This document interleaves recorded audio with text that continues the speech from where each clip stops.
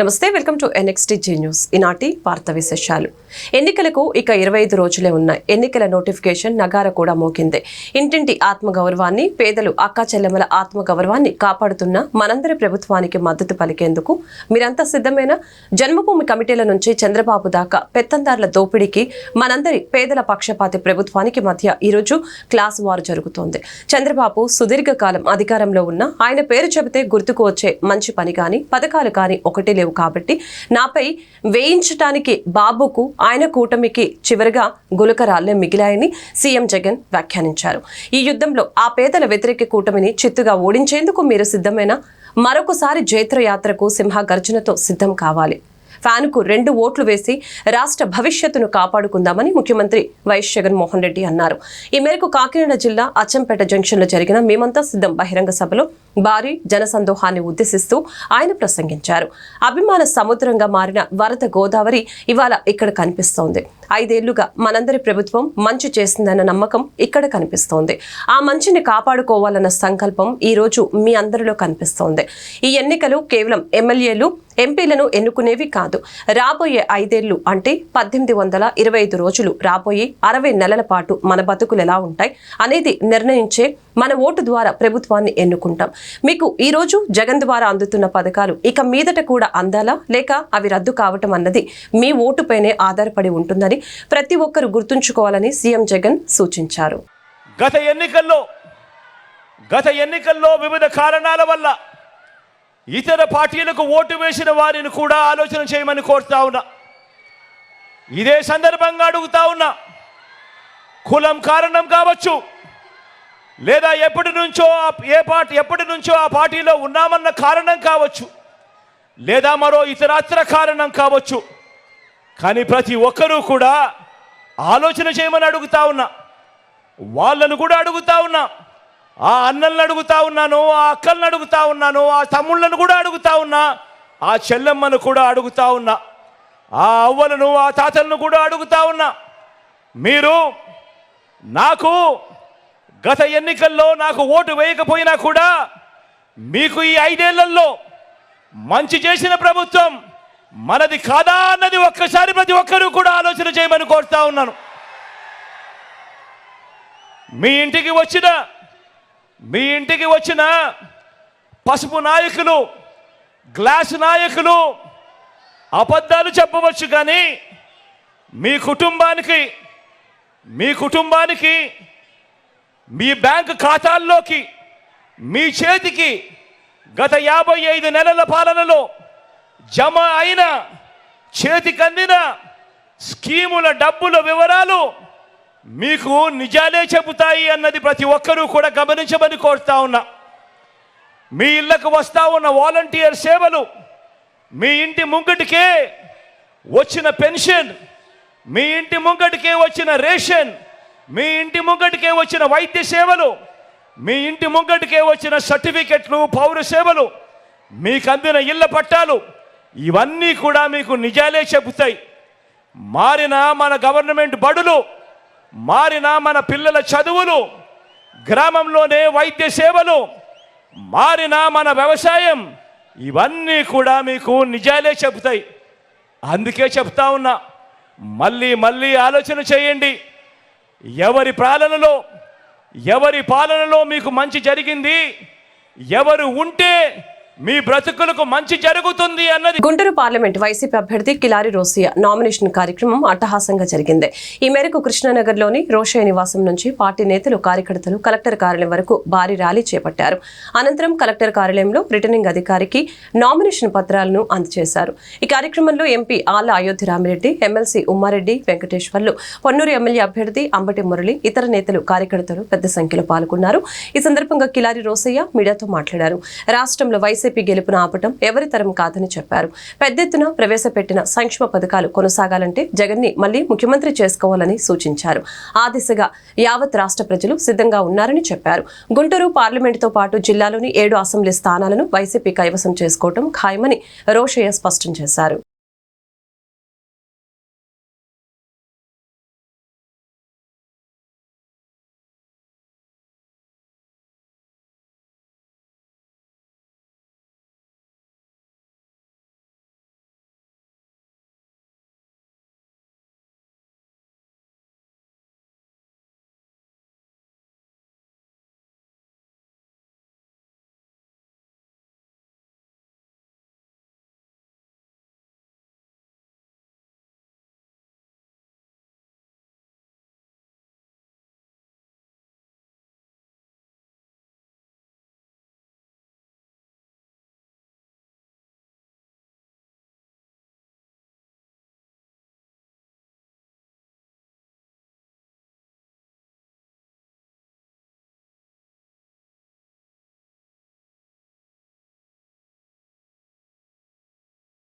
Party Guntur parliamentary అభ్యర్థిగా జగన్మోహన్ రెడ్డి నాయకత్వాన 7 నియోజకవర్గాలు బలపరిచిన అభ్యర్థిగా ఈరోజు నేను నామినేషన్ వేసి వచ్చాను. చాలా సంతోషంగా ఉంది. ఇవాళ 7 నియోజకవర్గాల అభ్యర్థులందరూ అలాగే మరి వైఎస్ఆర్ కాంగ్రెస్ పార్టీ కార్యకర్తలు, నాయకులు, ప్రజలందరూ కూడా మరి ఎంతో ఘనంగా ఈ గుంటూరు పార్లమెంటుపై వైఎస్ఆర్ కాంగ్రెస్ పార్టీ జెండా ఎగరేయడానికి సిద్ధంగా ఉన్నారు.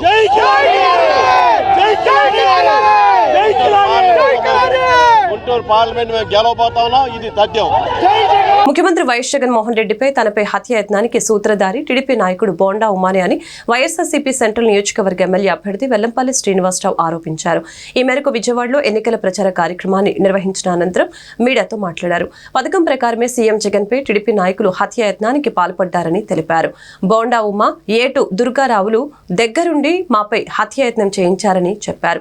ఈ కేసుకు సంబంధించిన అంశాలన్నీ బోండా ఉమ్మ చుట్టూనే తిరుగుతున్నాయని, రాజకీయంగా తమను ఎదుర్కొనే దమ్ము ధైర్యం లేక ఇలా టీడీపీ నాయకులు రౌడీయిజం, గుండాయిజం పోషించి హత్యాయత్నాలకు పాల్పడటం సిగ్గుచేటని తెలియజేశారు.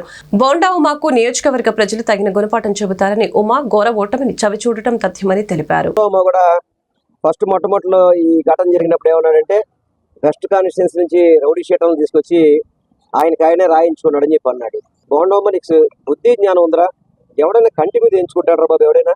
అసలు పోలీస్ శాఖలో ఎంక్వైరీ జరుగుతుంటే ఇతనికి ఎందుకు తొందరపడుతున్నాడు? ఎందుకు పారిపోతున్నావు? ఎందుకు గుమ్మడికాయలు దొంగలంటే బొదాలు తోడుకుంటున్నావు? అసలుకి తప్పు నువ్వు చేసావు కాబట్టి నువ్వు భయపడుతున్నావు. ప్రస్తుతం అమలవుతున్న సంక్షేమ కార్యక్రమాలు తిరిగి కావాలంటే ముఖ్యమంత్రిగా వైఎస్ జగన్మోహన్ రెడ్డిని తిరిగి ప్రజలు ఆశీర్వదించాలని గుంటూరు తూర్పు నియోజకవర్గ వైసీపీ ఎమ్మెల్యే అభ్యర్థి నూరి ఫాతిమా స్పష్టం చేశారు. గత 10 ఏళ్లుగా ఎమ్మెల్యే ముస్తఫా గుంటూరు తూర్పు నియోజకవర్గాన్ని అన్ని విధాలుగా అభివృద్ధి చేశారని గుర్తు చేశారు. ఆయన వారసురాలుగా ఈ నియోజకవర్గం నుంచి తమ కుటుంబం హ్యాట్రిక్ సాధిస్తుందని ధీమా వ్యక్తం చేశారు. శుక్రవారం గుంటూరు తూర్పు నియోజకవర్గం నుంచి నూరి ఫాతిమా వైసీపీ ఎమ్మెల్యే అభ్యర్థిగా నామినేషన్ వేశారు. ఈ సందర్భంగా మంగళదాస్ నగర్ నుంచి చేపట్టిన ర్యాలీ వైసీపీ కార్యకర్తల కోలాహలం నడుమ అట్టహాసంగా జరిగింది. ఒక పండుగల వైభవంగా సాగిన ఈ ర్యాలీలో కోలాటం, కేరళ వాయిద్యాలు, సుగాలి మహిళ నృత్యాలు, యువత కేరింతలతో, పార్టీ నాయకులు విజయ దరాహాసాలతో, రై మనే బైకు ర్యాలీతో నా భూతో నా భవిష్యత్ అన్న రీతిలో కొనసాగింది. అనంతరం ఆమె మీడియాతో మాట్లాడారు. నామినేషన్ ర్యాలీని విజయోత్సవ ర్యాలీగా అభివర్ణించారు. తనకు ప్రజల దీవెనలు పుష్కలంగా ఉన్నాయని, అత్యధిక మెజారిటీతో విజయం సాధిస్తామని స్పష్టం చేశారు. తనకు అవకాశం కల్పించిన జగన్మోహన్ రెడ్డికి కృతజ్ఞతలు తెలిపారు.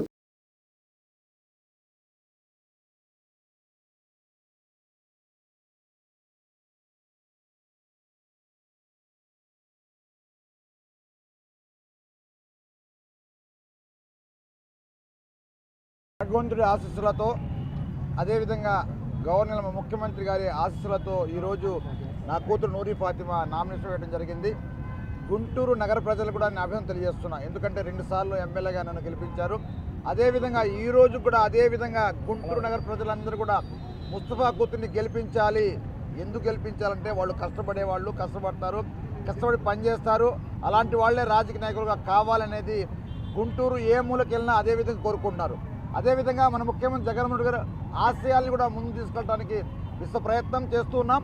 అదేవిధంగా గుంటూరు నగర ప్రజలకు సంబంధించి 33,000 ఇళ్ళు ఇవ్వడం జరిగింది. అదేవిధంగా ఏ మూలకి వెళ్ళినా ఎక్కడికి వెళ్ళినా కూడా ఆ మంచి స్పందన నూరి ఫాతిమాకి ఓటేస్తాం, గెలిపిస్తాం. అంటే ఒక కులం కాదు, ఒక మతం కాదు, ఒక పార్టీ అందరూ కూడా కలిసి మీ నూరి ఫాతిమాని తప్పకుండా గెలిపించే బాధ్యత మాది అని చెప్తుంటే నిజంగా ఏ జన్మలో చేసుకున్న పుణ్యమో అని చెప్పేసి నేను ఏ తల్లి దీవించిందో, ఏ తండ్రి దీవించాడో ఈరోజు కూడా గుంటూరు నగరంలో మనకి ఆ విధంగా ఆదరణ ఉందంటే నిజంగా అది భగవంతుని వరంగా అయితే నేనైతే భావిస్తున్నా. అందుకనే ప్రజలను తెలియజేస్తున్నా. ఎందుకంటే ఈరోజు మన ముఖ్యమంత్రి గారు చేస్తున్న కృషి, గతంలో వైఎస్ రాజశేఖర రెడ్డి గారు ఏ విధంగా 4% రిజర్వేషన్ ఇచ్చారో ప్రజలందరూ తెలుసు. అలాంటిది ఈరోజు కొంతమంది 4% తీసేస్తాం, ఈ గుళ్ళకు సంబంధించి కానివ్వండి, లేకపోతే మసీదులు తీసేస్తాం, చర్చిలు తీసేస్తాం అని చెప్పి చెప్పడం నిజంగా ఇది మానవత్వమా అని చెప్పి నేనైతే తెలియజేస్తున్నాను. ఎందుకంటే మనుషులందరూ మనం ఒకటే, మనం అందరం ఒక మానవులం, మన భారతదేశంలో పుట్టిన వాళ్ళం. మరి అలాంటిది డాక్టర్ బిఆర్ అంబేద్కర్ గారు మరి రాసిన రాజ్యాంగ విధిని మొత్తం ఈ భారతదేశంలో ప్రతి కులం, ప్రతి మతం అందరూ బతికే విధంగా మరి ఆయన అడుగు వేసి ఆ రోజు మనందరూ చెప్పడం జరిగింది. కానీ ఈరోజు రకరకాలుగా ఉంది. అందుకనే రేపు రాబోయే కాలంలో వైఎస్ఆర్ కాంగ్రెస్ పార్టీకి ప్రతి ఒక్కరూ అండగా ఉండవలసిందిగా ప్రతి ఒక్కరిని కోరుతున్నాను. మరి 19వ తారీఖున నామినేషన్ వేయడం జరిగింది. మన ప్రియతమైన నాయకుడు వైఎస్ జగన్మోహన్ రెడ్డి గారు నాకు అవకాశం ఇచ్చారు. ఆ అవకాశానికి నిజంగానే కట్టుబడి ఉంటాను. ప్రజల సేవ లక్ష్యం అన్నట్టు వైఎస్ఆర్సీపీ పార్టీ ఏ విధంగా ఉందో అదేవిధంగా గుంటూరు తూర్పు ప్రజలకు ఎప్పుడు వెన్నంటే ఉంటూ నా మొదటి అడుగైన ఈరోజు నామినేషన్ వేయటం జరిగింది. మరి నాన్నగారు 10 సంవత్సరాలు ప్రజాసేవే లక్ష్యంగా మరి ప్రతి గుంటూరు తూర్పులో ఎక్కడికి వెళ్ళినా కూడా ఆదరణ ఈరోజు మరి మూడోసారి మరి విజయవంతంగా ఈరోజు ర్యాలీ నిర్వహించిన దానికి ఎండ లేకుండా ప్రతి ఒక్కళ్ళు కూడా వచ్చినందుకు ప్రతి ఒక్కరికి పేరు పేరున ధన్యవాదాలు తెలుపుకున్నాను. అభిమానులు అలాగే వైఎస్ఆర్సీపీ కుటుంబ సభ్యులు నాయకులు కార్యకర్తలు అందరూ ఇదే విజయం దీన్ని బట్టే అర్థమవుతుంది జగన్మోహన్ రెడ్డి గారు వెంట ఎలా ఉన్నారు, అలాగే గుంటూరు తూర్పు ప్రజలు నా కోసం ఏ విధంగా మరి ప్రతి ఒక్కళ్ళు వెన్నంటే ఉన్నారని చెప్పడానికి ఇది ఒక నిదర్శనం. ఖచ్చితంగా ఇంకొక 24 రోజులు ఉన్నాయి. ఈ 24 రోజుల్లోనే విజయ ఢంకా ఎలా ఉంటుంది అని చెప్పి మే 13వ తారీఖున ప్రజలందరూ వాళ్ళు ఓటు హక్కుని వినియోగించి చూపిస్తామని చెప్పి ప్రజలందరూ హర్షం వ్యక్తం చేస్తున్నారు. ఖచ్చితంగా ఈ సంక్షేమ పథకాలు కొనసాగాలన్నా మన ప్రియతమైన నాయకుడు వైఎస్ జగన్మోహన్ రెడ్డి గారు సీఎం అవుతారని చెప్పి ప్రజలందరూ చెప్తున్నారు. ఖచ్చితంగా మేము కూడా అదే విధంగా కృషి చేస్తాము. జగన్మోహన్ రెడ్డి గారు అడుగుజాడుల్లో నడుస్తూ ప్రజాసేవే లక్ష్యంగా పనిచేస్తాను. ఎన్నికల వేళ గుంటూరు పశ్చిమ నియోజకవర్గంలో టీడీపీకి గట్టి షాక్ తగిలింది. టీడీపీకి చెందిన పలువురు కీలక నేతలు మంత్రి విడతల రజని ఆధ్వర్యంలో సీఎం వైఎస్ జగన్మోహన్ రెడ్డి సమక్షంలో వైఎస్ఆర్సీపీలో చేరారు. సీఎం వైఎస్ జగన్మోహన్ రెడ్డి వారందరినీ ఆప్యాయంగా పలకరించి కండవాలు కప్పి పార్టీలోకి సాదరంగా ఆహ్వానించారు. కాకినాడ జిల్లా రాజానగరం నియోజకవర్గం ఎస్టీ రాజపురం మేమంతా సిద్ధం బస్ యాత్ర స్టే పాయింట్ వద్ద చేరికల కార్యక్రమం జరిగింది. టీడీపీ నుంచి వైఎస్ఆర్ కాంగ్రెస్ పార్టీలోకి చేరిన వారిలో మాజీ కార్పొరేటర్ ఎస్కే సైదా, మొండిబండ సంఘం జిల్లా అధ్యక్షులు పి కృష్ణ, టీడీపీ జిల్లా ఉపాధ్యక్షులు మేకల మాధవ్ యాదవ్ తదితరులు పాల్గొన్నారు. పక్కా ప్రణాళికతోనే ముఖ్యమంత్రి వైఎస్ జగన్ పై విజయవాడలో హత్యాయత్నానికి తెగబడ్డారని వైఎస్ఆర్సీపీ ప్రధాన కార్యదర్శి సజ్జల రామకృష్ణారెడ్డి చెప్పారు. తాము ఆది నుంచి చెబుతున్నదే పోలీసుల దర్యాప్తులో కూడా తేలిందని అన్నారు. ఈ మేరకు తాడేపల్లిలోని వైఎస్ఆర్సీపీ కేంద్ర కార్యాలయం వద్ద మీడియాతో మాట్లాడారు. సీఎం వైఎస్ జగన్ లక్ష్యంగా గురిపెట్టి రాయితో కొట్టారని అన్నారు. ఆ రాయి అత్యంత వేగంగా సీఎం జగన్ ఎడమ కంటి కనుబొమ్మకు తగిలి పక్కనే ఉన్న మాజీ మంత్రి వెల్లంపల్లి కంటికి తగిలిందని తెలిపారు. అయితే ఇదంతా డ్రామా అంటున్న పవన్ కళ్యాణ్ కానీ టీడీపీ నేతలు కానీ గురిపెట్టి రాయితో కొట్టించుకోగలరా అని నిలదీశారు. సీఎం జగన్ పై హత్యాయత్నం కేసుల బోండా ఉమ్మను ఎందుకు ఇరికిస్తారని, ఇందులో ఆయన పాత్ర ఉంటే దర్యాప్తులో తేలుతుందని తెలియజేశారు. నేరం చేసిన వాడు ఎవరైనా అతన్ని ఇరికించాలని చూస్తున్నారని చెబితే దానిలో హేతుబద్ధత ఉంటుందా అని నిలదీశారు. పోలీసుల దర్యాప్తులో బోండా ఉమ్మ లేదా అంతకంటే పైన ఉన్నవారు లేదా దిగువన ఉన్న వాళ్ళ పాత్ర ఏదైనా ఉన్నట్లని తెలిస్తే చట్ట ప్రకారం చర్యలు తీసుకుంటామని ఆయన వెల్లడించారు. ముఖ్యమంత్రి అంతటి వ్యక్తిని లక్ష్యంగా చేసుకుని సామాన్యుడు ఎవరైనా గురిపెట్టి రాయితో కొట్టడానికి సాహసిస్తారా అని ప్రశ్నించారు. అందుకే ఈ హత్యాయత్నం వెనుక కుట్ర ఉందని తెలిపారు. దాడి చేసిన వారి వెనుక ఎవరైనా పెద్ద వ్యక్తి ఉండి ఉండాలని, లేదంటే రెచ్చగొట్టైనా ఉండాలని ఆయన స్పష్టం చేశారు. కుట్టించుకోవడము ఇంకోటి చేయడం అనేది సాధ్యమా? సెకండ్ థింగ్, కాన్స్టిట్యున్సీకి సంబంధించిన బోండామో ఎవరో టార్గెట్గా పోతున్నారు, ఆయన ఇరికించాలని చూస్తున్నారు అంటారు. ఇరికించాలని చూడడం ఇది. రేపు ఎవడైనా సరే హత్య చేసిన వాడైనా నన్ను హత్య దీంట్లో ఇరికించాలనుకుంటున్నారంటే ఎట్లా కుదురుతుంది? When there is a reason, valid reason to doubt, దాని మీద ఇన్వెస్టిగేషన్లో తేలినప్పుడు దీని వెనక ఏదైనా కుట్ర ఉంది, కొట్టినవాడు ఎవరు, దాని వెనక కుట్ర ఉంది. ఆ కుట్ర ఉంది అని ఎందుకు అనుకుంటున్నామంటే అది సాహసం. ముఖ్యమంత్రి గారి మీద గురిపెట్టి ఒక వెపన్తోనో ఇంకో రకంగానో లేదా గట్టిగా తగిలే రకంగా సాహసం ఎవరు చేయగలరు?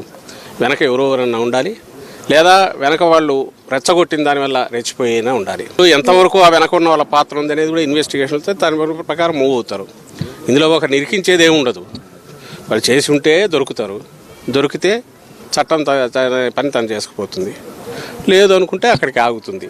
కానీ ఒకటి ఖాయంగా కనపడేది ఏంటంటే ఇది ఒక పథకం ప్రకారం జరిగింది అనేది మేము ఏదన్నామో అది రుజువు అవుతుంది. అలా అనడానికి కూడా వ్యాలిడ్ రీజన్ మననే చెప్పాం. అలాగే మళ్ళీ చెప్తున్నాం, ఒకవేళ ఇది ఎవరైనా డ్రామాలు అనుకుంటే ఆ రోజు కత్తితో 19లో జరిగిందైనా, ఈరోజు రాయితో తగిలిందైనా, ఆ డ్రామా ఏదో వాళ్ళని ఎనాక్ట్ చేసి చూపమంటున్నాం. ఒకవేళ వాళ్లకు కావాలంటే దూరం నుంచి ఒకటి వేయించుకొని రాయి ఎక్కడ తగులుతుందో ఆ సాహసం చేయమనండి. తలకాయ ఉండేవాడు ఎవడైనా డ్రామాలు వేసేవాడు అట్లా చేయించుకుంటాడా? ఏమన్నా దానికి వాళ్ళే ఆన్సర్ ఇవ్వాలి. ఈరోజు కూడా అదే మాట్లాడుతున్నారు. వాళ్ళంతటా వాళ్ళే 2 స్టోరీలు రాస్తున్నారు. వాళ్ళంతటా వాళ్ళే మేము ముందే చెప్పినట్టుగా ఇరికించాలని చూస్తున్నారని.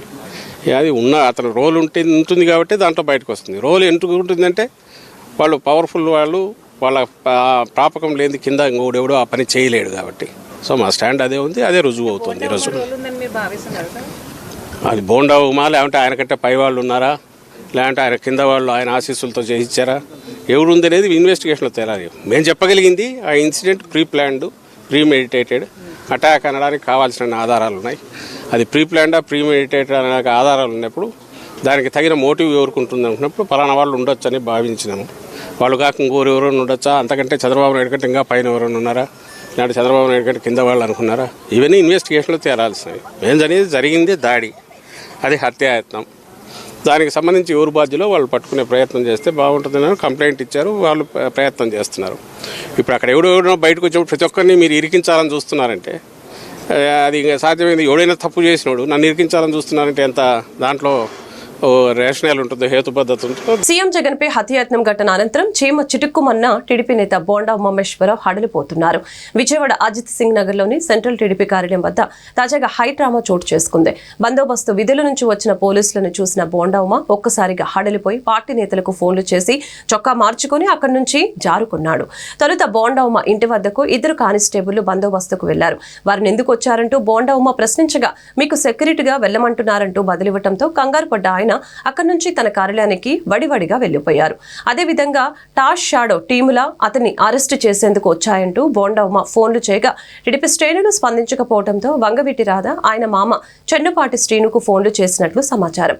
ఈ క్రమంలో రాధ తన అనుచరులకు ఫోన్లు చేసి అందుబాటులో ఉన్న వారంతా టీడీపీ కార్యాలయానికి వెళ్లాలని సూచించారు. వారంతా అక్కడకు చేరుకోవడంతో గందరగోళం నెలకొంది. అయితే పోలీసులు తనను అరెస్టు చేస్తారని ఆందోళన చెందిన బోండా ఉమా సెంట్రల్ టీడీపీ కార్యాలయం మొదటి అంతస్తులోకి వెళ్లి చొక్కా మార్చుకున్నారు. అనంతరం దాని వెనకే ఉన్న మరో భవనంలోకి దూకి పరారైనట్లు తెలుస్తోంది. తనకు అత్యంత సన్నిహితుడు ఇటీవలే టీడీపీ తీర్థం పుచ్చుకున్న సీనియర్ మామ బోండా ఉమాను తన కారులో ఎక్కించుకొని మొగల్ రాజపురంలోని రాధా ఇంటికి చేరుకున్నట్లు సమాచారం. ఎన్నికల షెడ్యూల్ విడుదలైన నేపథ్యంలో నామినేషన్ల ప్రక్రియ మొదలు కావడంతో నగరంలో ఎలాంటి అవాంఛనీయ సంఘటనలకు తావు లేకుండా అన్ని ముఖ్య ప్రదేశాలు, పార్టీ కార్యాలయాల వద్ద పోలీస్ బందోబస్తు ఏర్పాటు చేస్తున్నారు. అందులో భాగంగానే బోండా ఉమా వద్దకు వెళ్లినట్లు పోలీస్ వర్గాలు తెలిపాయి. 2014 నుంచి 5 ఏళ్లు అధికారంలో ఉన్న చంద్రబాబు పవన్ కళ్యాణ్ బీజేపీ కూటమి రాష్ట్రానికి ఏం మేలు చేసిందో చెప్పే ధైర్యం ఉందా అని మాజీ మంత్రి పేర్ని నాని సవాలు విసిరారు. జన్మభూమి కమిటీలతో అద్భుతమైన పరిపాలన చేశామని, మళ్లీ అధికారంలోకి వస్తే ఆ కమిటీలు తెస్తామని చెప్పగలరా అని నిలదీశారు. ఆ దమ్ము లేక సీఎం జగన్ ఏర్పాటు చేసిన ఉత్తమమైన వాలంటీర్ వ్యవస్థను కొనసాగిస్తున్నామంటున్నారని అన్నారు. ఇది చంద్రబాబు పవన్ దిగజారుడు రాజకీయాలని చెప్పారు. ఈ మేరకు తాడేపల్లిలోని వైఎస్ఆర్సీపీ కేంద్ర కార్యాలయంలో ఆయన మీడియాతో మాట్లాడారు. సీఎం జగన్ రాష్ట్రంలోని కోట్లాది మందికి 2.70 లక్షల కోట్లు నేరుగా ఆర్థిక పరిపుష్టి కలగచేస్తే ఈ రాష్ట్రం శ్రీలంక అవుతుందని, ఈ ప్రభుత్వం రద్దయిపోతుందని అన్న ఈ 3 పార్టీలు ఇప్పుడు సీఎం జగన్ పథకాలని కాపీ కొడుతున్నాయని చెప్పారు. ఇప్పటికే 6 లక్షల కోట్ల హామీలు ఇచ్చారని, ఇంకా ఇస్తారని అన్నారు. పచ్చిగా మాట్లాడతారు. మీరు ఎంత మాట పడితే అంత మాట మాట్లాడతారు జగన్మోహన్ రెడ్డి గారిని. జగన్మోహన్ రెడ్డి గారి పార్టీ జెండా మోసేవాడిగా, ఆ పార్టీ శాసనసభ్యుడిగా, తన సహచర మంత్రిగా మీకు కౌంటర్ చేయకూడదు. మిమ్మల్ని ఎదురు ప్రశ్నించకూడదు, మీకు నీతులు చెప్పకూడదు. ఎందుకయ్యా పొలంలో మర్రి చెట్టుకి తాడి చెట్టుకి వయసు వస్తుంది, కనీసం 10 మందికి ఎవడికోడికి ఏదో ఒకటి ఉపయోగపడుతుంది మనుషులకి. కనీసం ఇంత వయసు వచ్చి ఈ రకంగా మాట్లాడటం కరెక్టేనా అని మిమ్మల్ని ప్రశ్నిస్తే నేను నీతులు నానిని, మిమ్మల్ని బూతులు మాట్లాడతాను. ఏం బూతు మాట్లాడాను ఏ రోజన్నా? చంద్రబాబు నాయుడు గారు మిమ్మల్ని, పవన్ కళ్యాణ్ గారు నేనేం బూతులు మాట్లాడాను? మిమ్మల్ని ఏం బూతులు మాట్లాడాను? ఇంకా మీ వయసుకి తగ్గట్టు ప్రవర్తించకుండా 75 ఏళ్ల వయసు వచ్చి 14 ఏళ్ల ముఖ్యమంత్రి అని చెప్పుకునేటువంటి మీరు ఎంత కిరాతకంగా నా కుమారుడు పేర్ని కృష్ణమూర్తిని మీరు ఎంత దిగజారి మాట్లాడుతున్నారు. నా కొడుకు గంజాయి అమ్ముతాడా? ఇంతకన్నా ఎందుకు వయసు అనేది?